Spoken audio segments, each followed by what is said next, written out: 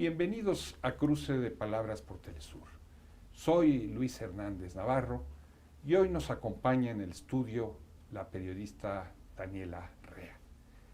Daniela ha trabajado ampliamente el tema de los desaparecidos, de la violencia sobre las mujeres, y precisamente sobre esto acaba de editar un libro tremendo, dramático, esclarecedor de la situación que viven las mujeres en México. Ya no somos las mismas.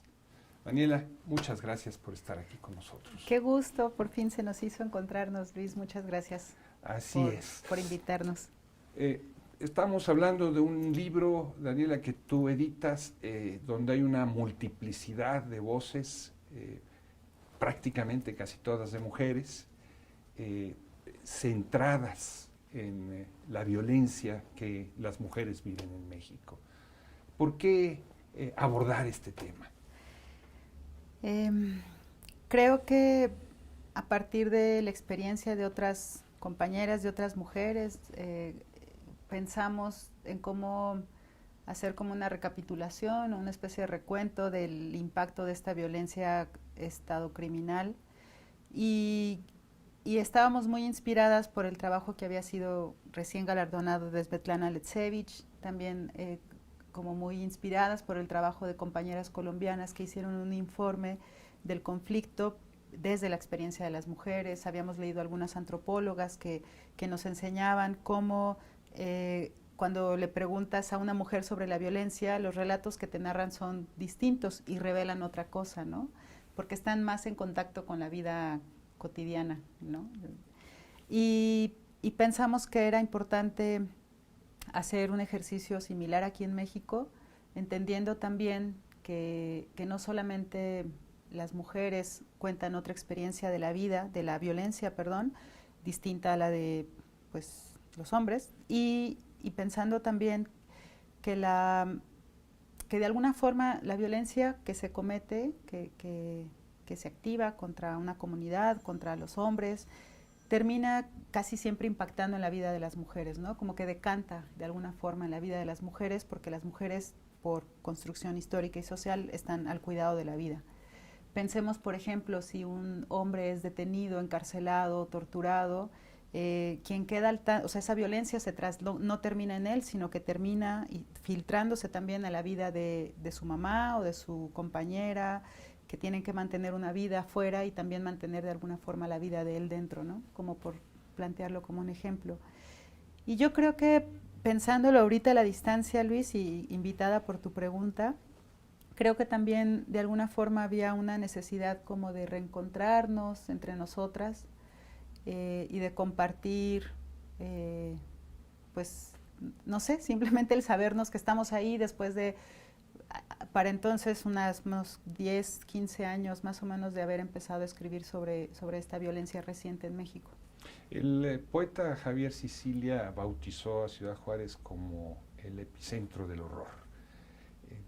Ciudad Juárez saltó a la opinión pública, no solamente por la violencia que se vivía ahí, sino específicamente sobre los feminicidios. Lo que el libro de ustedes muestra es que Ciudad Juárez no es un accidente, no es una excepción, ¿no? Sino lo que ustedes presentan es un mapa de casi todo el país, de cómo este horror sobre las mujeres está en toda la geografía.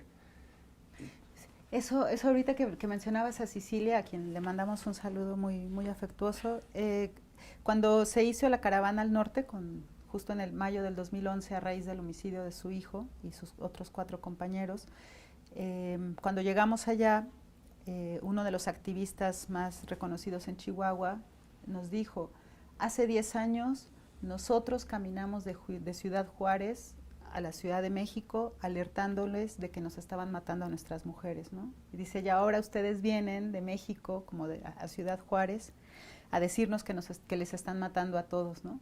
Y se me hizo una imagen muy reveladora de cómo esta violencia se esparció por todo el país, ¿no? En el libro hay relatos de Guanajuato, Hay historias del Estado de México, de Chiapas, de Ciudad de México, de Veracruz, del norte del país, y nos faltaron muchos lugares, obviamente. Pero también era como, o sea, como una imagen muy fuerte y dolorosa a la distancia de decir, no los escuchamos, ¿no? No escuchamos cuando nos dijeron hace 10 años, nos están matando a las mujeres en Juárez, ¿no?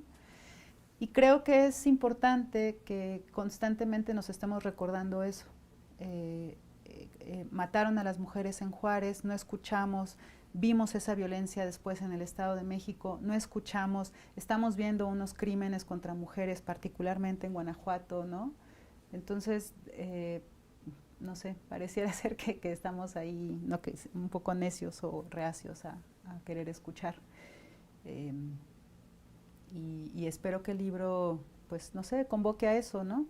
Es una violencia que evidentemente viene de los hombres, pero viene de los hombres como policías, de los hombres como lúmpenes, de los hombres simple y sencillamente por celos. ¿Cómo explicar esta ola de violencia contra las mujeres en México? Yo creo que esta ola de violencia, y a lo mejor ahí, más que dividirla, que es una violencia cometida por hombres contra mujeres, creo que hemos aprendido a que es una violencia, pues sí, como muy construida desde lo patriarcal, ¿no? Porque también hay violencias, o sea, también hay hombres que viven estas mismas violencias, ¿no? Y creo que viene desde ahí. Nosotros lo pudimos entender un poco cuando hicimos el libro de La Tropa, ¿Por qué mata a un soldado?, con Pablo Ferri y Mónica González, y vimos que estos chavos, soldados que estaban cometiendo crímenes, en realidad habían vivido una serie de violencias previas, desde su construcción, desde lo que les valida como ser hombres, desde el poder que sufrieron y cómo aprendieron a someterse a ese poder, porque entonces después iban a poder ejercer ese mismo poder. Y eso es lo que creo que hemos ido entendiendo como entre muchas cabezas, ¿no? No solamente en ese libro, sino que estas conversaciones que tenemos nos han permitido entender eso, que finalmente no hay quien pueda resultar ganador de esta llamada guerra, ¿no? O sea, es una violencia que nos está lastimando a todos, a todas, todes, no por igual, pero indudablemente está teniendo consecuencias en la vida de todos nosotros. Daniela, en ocasiones yo como editor, cuando me presentan fotos de violencia, me parece que publicarlas es contraproducente, que generan un efecto de distancia en lugar de involucrarse. Tú como la editora del libro, ¿cómo manejaste el límite de la violencia que se puede narrar sin que eso genere el deseo de dejar el libro y por el contrario genere una simpatía? Creo que fue algo que conversamos entre todas. Cuando nos planteamos hacer el libro, queríamos que el libro fuera leído, ¿no? Que el libro fuera visto y que no abrieras el libro y vieras una foto o leyeras una historia y cerraras los ojos o voltearas la cara, porque eso es lo que hace una imagen así, ¿no? Hace que no quieras ver. Y lo que nosotras queríamos era que la gente quisiera ver y quisiera escuchar. Y creo que esa fue una decisión que tomamos entre todas, como platicarlo, incluso en uno de los textos más duros, que es el de Paula, porque hay una descripción de tortura. También pensamos que era necesario que se nombrara qué violencia, pero creo que esa violencia no está así puesta nomás, no está aventada a que la gente se exponga a ella, sino que está cobijada, pues, ¿no?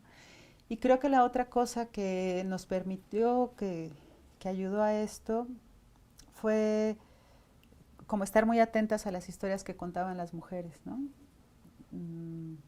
Y ahí a lo mejor, si la pregunta es como por una decisión editorial, creo que la decisión editorial de todas fue: hay que escuchar bien, o sea, como con mucha atención qué es lo que nos están diciendo, ¿no? Y en ese sentido, hay un constante relato que va y viene entre el horror de la violencia, del desplazamiento, de la muerte, del feminicidio, y como una especie de terquedad por estar aquí, ¿no? Porque no nos queremos morir y porque lo que ellas hacen con todas sus acciones cotidianas es decir eso, queremos estar vivas. Y entonces yo creo que fue como poner mucha atención en ese ir y venir que tenían ellas en sus relatos, ¿no?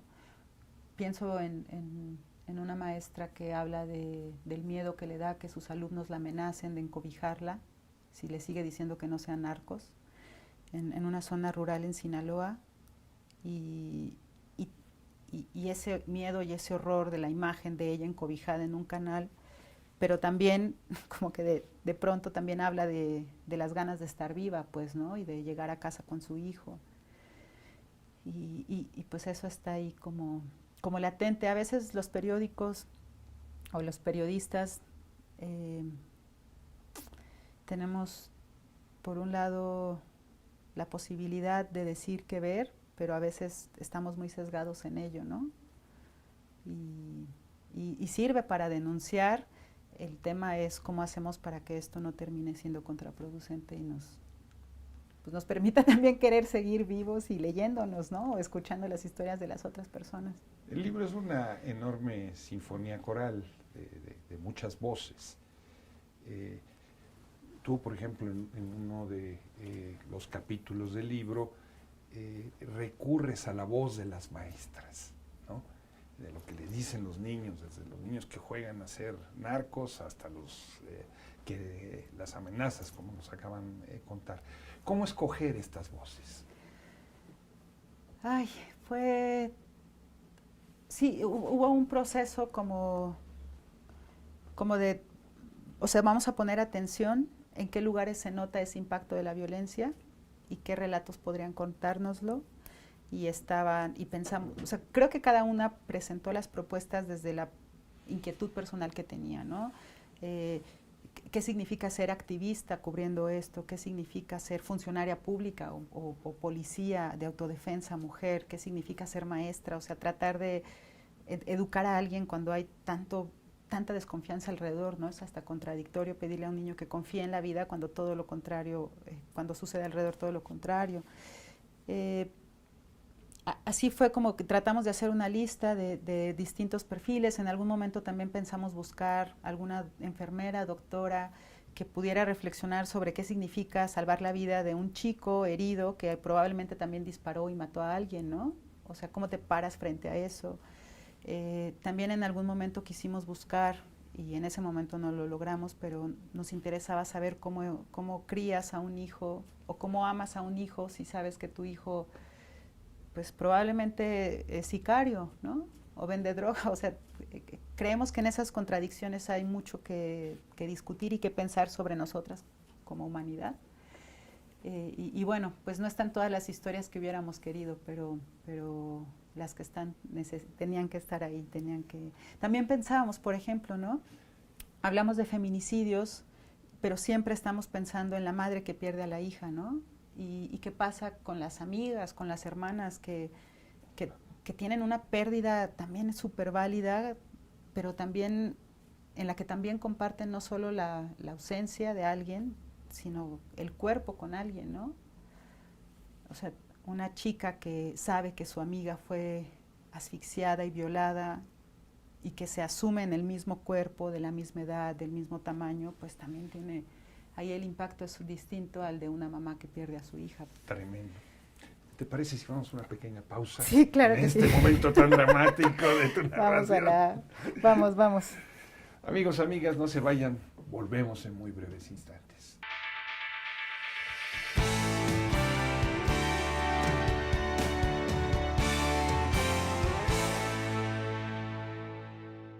Estamos ya de regreso en este cruce de palabras, conversando con la periodista Daniela Rea sobre su libro Ya no somos las mismas, un mapa de la violencia feminicida y la violencia contra la mujer en México. Daniela, en las pinturas murales mexicanas clásicas, ¿no?, se cuenta nuestra historia a través de distintas imágenes, ¿no? o episodios estelares. Diera la impresión de que el libro de ustedes es como una gran pintura mural, ¿no? Donde hay distintos trozos de esa realidad violenta ejemplificados con distintas técnicas, en fin. Esta pintura mural, ¿qué tanto abarca de ese mundo de la violencia? ¿Qué tan representativa dirías tú que es? Uy, creo que es una parte, o sea, simplemente ahorita pensando en términos de las historias que no contamos, tampoco están las historias de las personas migrantes, por ejemplo, ¿no? Creo que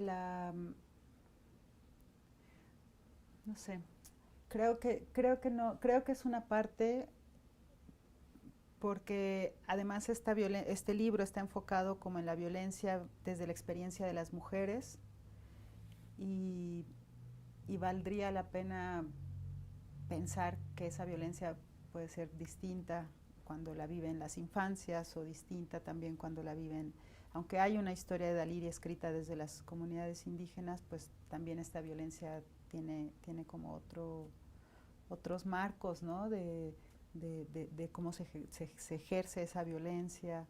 Y sí, yo creo que no hay o sea, yo creo que no hay manera como de que un libro abarque el horror de todos estos años. Y afortunadamente hay muchos que se escriben, ¿no? Hay libros, hay documentales que van como aportando poco a poco, pues sí, a este fresco grandísimo. Y ahorita que hablabas de pinturas, y quiero como aprovechar para mencionar también el trabajo de Alejandra Saavedra, que ella es la ilustradora que acompaña el libro, y el trabajo de las compañeras fotógrafas, Eunice Adorno, Mónica González, Jimena Nátera. También está el trabajo de Héctor Guerrero, que nos acompañaron a contar estas historias. Creo que en particular el trabajo de Ale con la ilustración fue algo que le permitió tener una unidad al libro, ¿no? Y fue algo que le imprime de alguna forma como una especie de ternura a los relatos, ¿no? Y bueno, que no sé, me da alivio que haya sido así, que esté ese gesto ahí también. El libro no se detiene en documentar la violencia, también busca en una segunda parte dar cuenta de la esperanza, de las experiencias, tú hablas un momento del trabajo de Daliri, de las indígenas zapatistas que se dedican a la medicina tradicional o de trabajos como el de Marcela Turati que hablan del autosanamiento, en fin. Diera la impresión de que al lado del tamaño de el dolor y la dimensión de la tragedia, esas experiencias son pequeñitas, sí, están apenas creciéndose, como que lo abrumador es lo otro, pero sí son una ventana suficientemente grande para asomarse a la esperanza. Ay, creo que sí, sobre todo porque lo que nos están diciendo es que es posible, ¿no? Y sobre todo que no sé si sea posible la paz, así en términos en que se planteaba, me acuerdo mucho en la marcha del movimiento por la paz con justicia y dignidad. Pienso que si hacemos un repaso histórico, no sé si, o sea, no hay un momento en el que la humanidad haya vivido una paz, ¿no? Tampoco creo que sea el momento en el que estemos siendo más sangrientos como humanidad. Creo que las dimensiones son más grandes y más veloces, eso sí, pero, o sea, un poco esto como para articularlo, sí, no, yo no sé, no creo, no tengo evidencia de que se pueda llegar como a la paz y llegamos y ya, ¿no? Estas imágenes que nos presentan de los leones con los humanos en los jardines y idílicas, ¿no? Creo más bien, y también irreales, o sea, creo que lo que son es una pues como una constante búsqueda de eso, ¿no? Y probablemente la palabra no sea búsqueda, sino como una constante experimentación de eso, de ese deseo y también de esa posibilidad. y creo que por ahí hay un montón de propuesta de libro, ¿no? El libro también está dividido, cada historia está contenida con un verbo, porque la idea es que podamos reconocer en esos verbos parte como de esta resistencia o lucha por la vida o apuesta por la vida, ¿no? Y creo que valdría la pena pensar a la esperanza no como un destino final, sino como lo ha planteado Solnit, y también ha sido muy discutido el término de la esperanza, ¿no? Hay quien habla más de persistencia, hay quien habla más de terquedad, hay quien sí la menciona como esperanza, pero creo que lo que hay en esos gestos chiquitos que tú planteas, ¿no? Y que pienso también en el gesto de una maestra que le enseña a leer a una niña, ¿no? En uno de los textos del libro, que lo que hay ahí es una posibilidad, ¿no?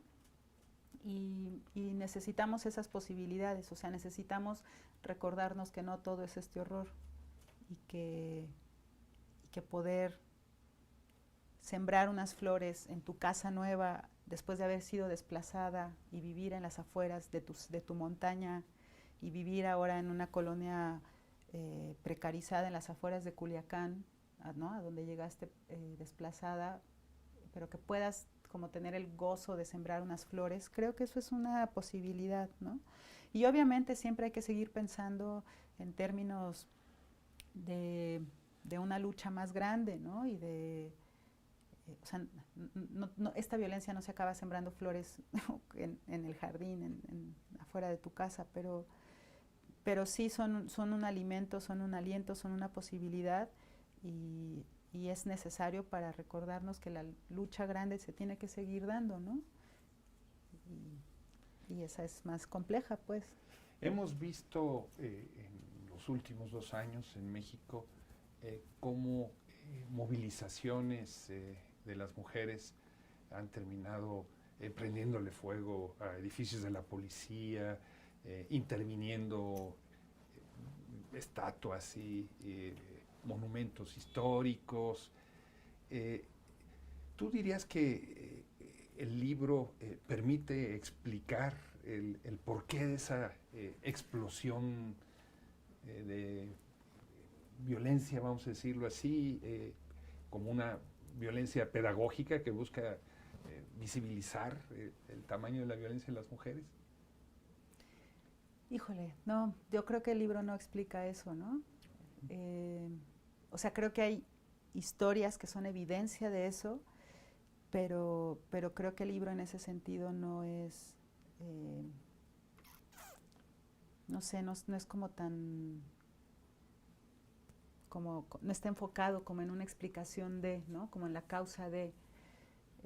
Creo que nosotras empezamos a partir del horror hacia adelante.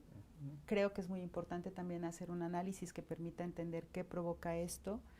Hay algunas palabras, algunas frases quizá de Verónica Gago y de Raquel Gutiérrez que nos acompañaron con unas presentaciones dentro del libro que podrían apuntar a ayudar a explicar eso, ¿no? Pero ese trabajo nos faltó hacerlo. También es interesante, y no sé por qué se me vino ahorita a la mente, pero en realidad, aunque sea un libro que hable de mujeres, no es un libro que esté pensado desde el feminismo. O sea, las mujeres con las que platicamos, no todas hablaban desde asumirse feministas, ¿no? Y eso me parece que es interesante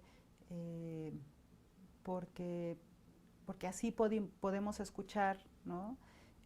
A las mujeres indígenas que no necesariamente se asumen como zapatistas, podemos escuchar a las mujeres de las que habla Paula, a las que a veces, o podemos escuchar también a madres a las que a veces el feminismo no ha cobijado, ¿no? Y eso me parece que es interesante porque su experiencia su experiencia parte de un ser mujer y no de asumirse como feministas, pues, ¿no? Y ahí yo lo veo como una invitación a que pensemos en feminismos que sean capaces como de abrazar todas estas historias, o a lo mejor esas historias no lo necesitan tampoco. En esa diversidad de voces, Daniela, hay, que son 15, 16 autoras. Ay, sí, somos como, sí, Más las fotógrafas, ilustradores, etcétera, etcétera, ¿no? de repente hay un uso reiterado de la primera persona para contar las historias, ¿no? Es algo que en la lógica del nuevo periodismo estadounidense es muy normal, pero que en el caso del periodismo mexicano no necesariamente lo es. ¿Por qué esta reivindicación o por qué este uso de la primera persona? ¿Por ser mujeres? No, fíjate que creo, y eso tiene que ver como con una de las cosas que decía al inicio de por qué este libro, una de esas razones de por qué este libro tenía que ver con encontrarnos nosotras, y creo que tiene que ver como con una necesidad personal también de decir, así la hemos pasado, ¿no? O sea,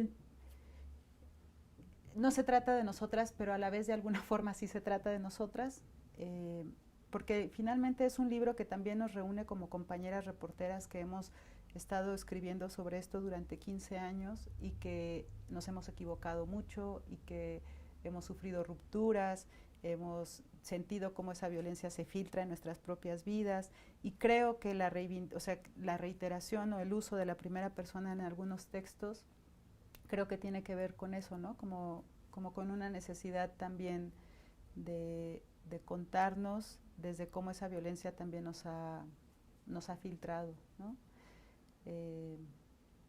Creo que va por ahí. ¿Dónde conseguir el libro? Bueno, se puede encontrar en las librerías de uso, de las que les gusten, ¿no? También por ahí está pirateado en la red, entonces por ahí también se podrá leer algún robot de libros, creo que está.